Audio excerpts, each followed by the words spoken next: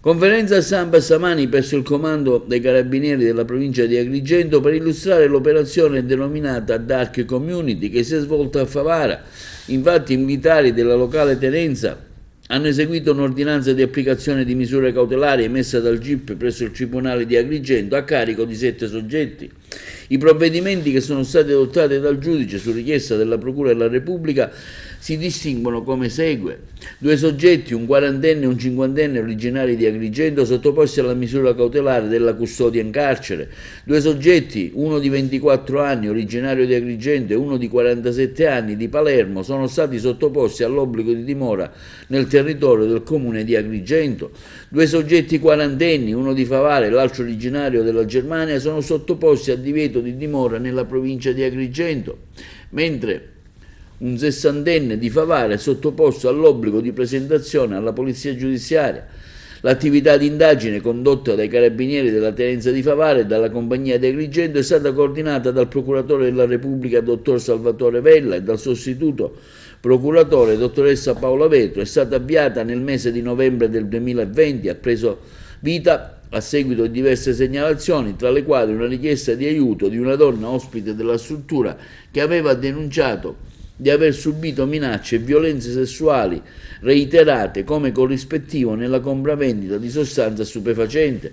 I successivi accertamenti, composti dai carabinieri anche con l'ausilio di intercettazioni telefoniche e sistemi di videosorveglianza, hanno consentito di definire meccanismi di funzionamento di quella che a tutti gli effetti si trattava di una struttura di piazza di spaccio. Il lavoro investigativo ha portato alla luce infatti una fiorente attività di spaccio di sostanze stupefacenti svolta all'interno della comunità alloggio per disabili psichici denominata Oasi Emanuele, sita a Favara, abusando delle minorità fisica e psichica dei soggetti ospiti della struttura e destinatari della sostanza stupefacente. Le indagini hanno consentito altresì di accertare come gli indagati rifornissero di stupefacente gli ospiti della struttura con problematiche di tossicodipendenza di natura psichica e con la compiacenza anche in alcuni casi e la correità di responsabili e dipendenti dell'Oasi Emanuele.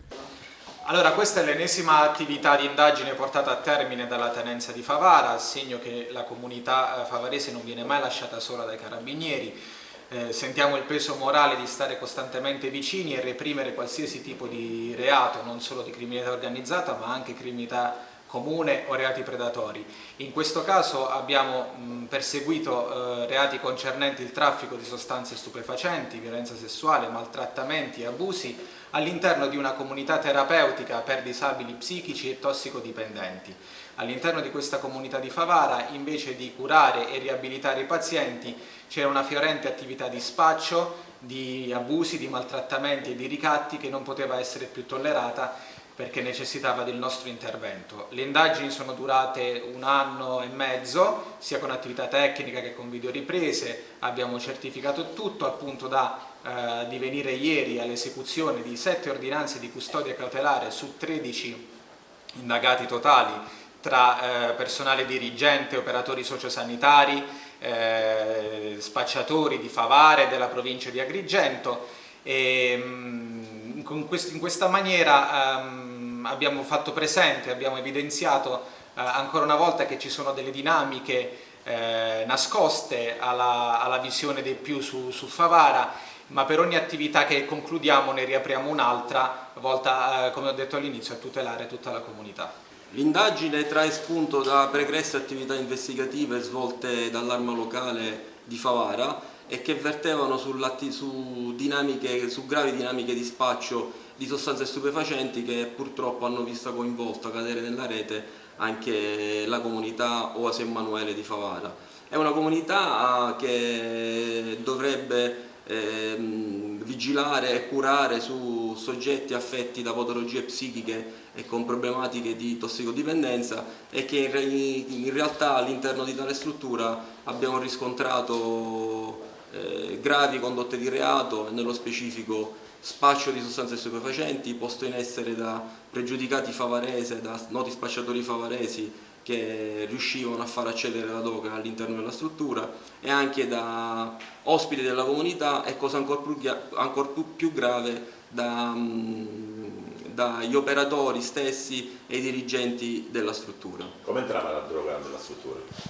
La droga accedeva all'interno della struttura con dinamiche particolari, con escamotage che siamo riusciti a far emergere grazie alle attività tecniche, e in alcune circostanze addirittura i pazienti si affacciavano al balcone, calavano il cosiddetto paniere e riuscivamo a riscontrare appunto scambio di sostanza stupefacente a fronte di denaro. Le immagini in alcune circostanze ritraevano appunto gli ospiti che subito dopo l'apertura dei pacchetti che venivano consegnati si occupavano dell'attività di confezionamento della sostanza stupefacente. La comunità continua a operare o avete preso dei provvedimenti?